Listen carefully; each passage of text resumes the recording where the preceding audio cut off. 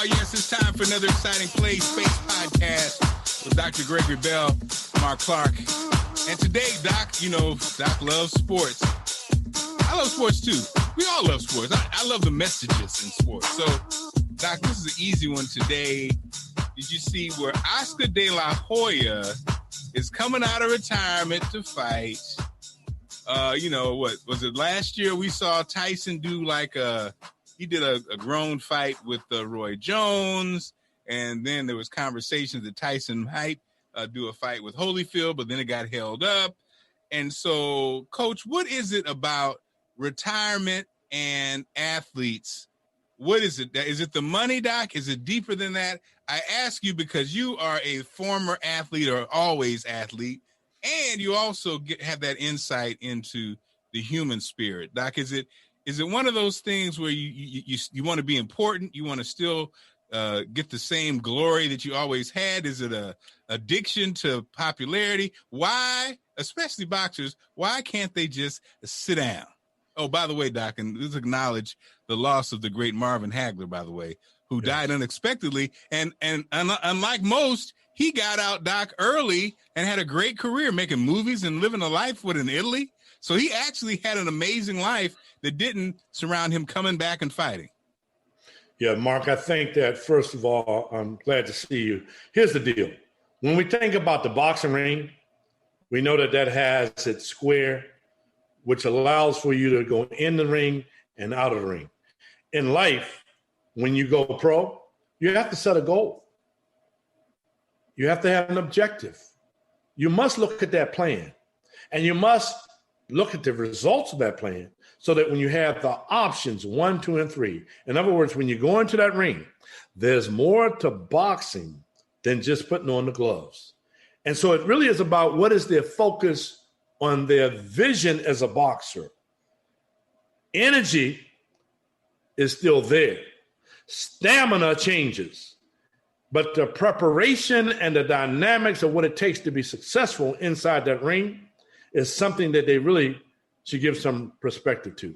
And so people come back, and the question becomes, because boxing is competitive, who are you going to be in that ring with?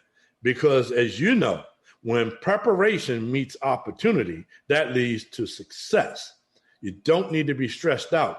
You can make $100 million for that fight and have someone feeding you with a spoon because you did not stay out long enough and use creativity to create some entrepreneur spirits, some opportunity to be able to manage your life and have some balance in your life. So it really comes down to when you plan to fail, you fail to plan. Oh, yeah. Because, the thing that kills you is, like a De La Hoya, he showed signs of, just not being as good as he was the first time. So coming back, you ain't going to get better. You're not ever going to get better and re-energized. But I guess ego's attached to it. And I tell you what, Doc, it's interesting because I think, and I guess it's not just the boxing ring. I think I even had to, as a radio announcer, radio host, radio personality, I think there was a bit of, at my heyday, which for me, I think probably was in Baltimore. I was almost there a decade, number one morning show, the quarterback of the show, broadcast from South Africa and the Olympics, and really being a beacon in the community. I guess, those kinds of jobs, it's easy to get caught up in all that comes with that. When you walk down the street, people know who you are.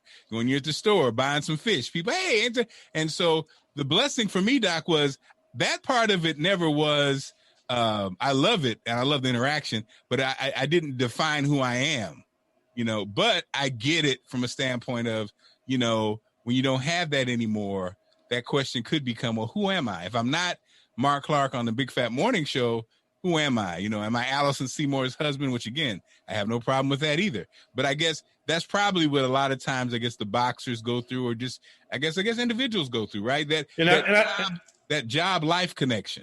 Yeah, I think, Mark, you're right on target in that. In terms of, I will tell you, first of all, my brother, Who are you? You are Allison Moore's husband.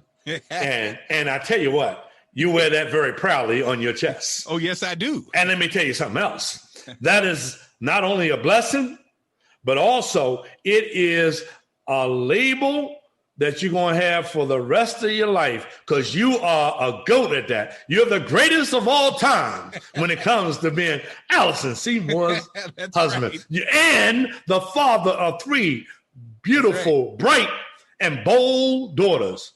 And also, there's either 1 dog or 2 dogs. Yeah, but there's no station wagon with a white picket fence. So let me say this to you, Mark. As you begin to think about that, though, it is out of the context of the boxing ring, and you can say this, that you want to think outside of the box when you're reinventing yourself. Because I can remember the day when I used to speak for free. That's right.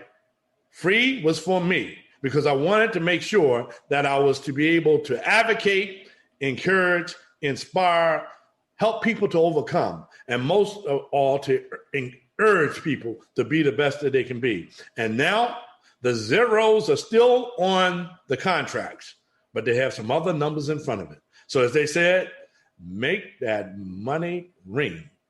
Make that dollar holler. Holler at the brothers, Mark Clark and me, Gregory, because too much is given, much is required, much is expected of our gifts. We're going to obey you. We're going to respect you, but we will be on your team. And when we're on your team, all we do is win. Play Space Podcast. We love y'all. And we are taking, sponsorships are open. And now that the weather's breaking, we can broadcast live from your place. And, of course, follow us wherever you see podcasts. You can follow us. And, of course, on our YouTube channel, which is Play Space, and our websites. Here are the websites right here. Doc is pursueexcellent.com. I am reinventingmarkclark.com. Have a great one. Play Space, baby. We'll see you next time.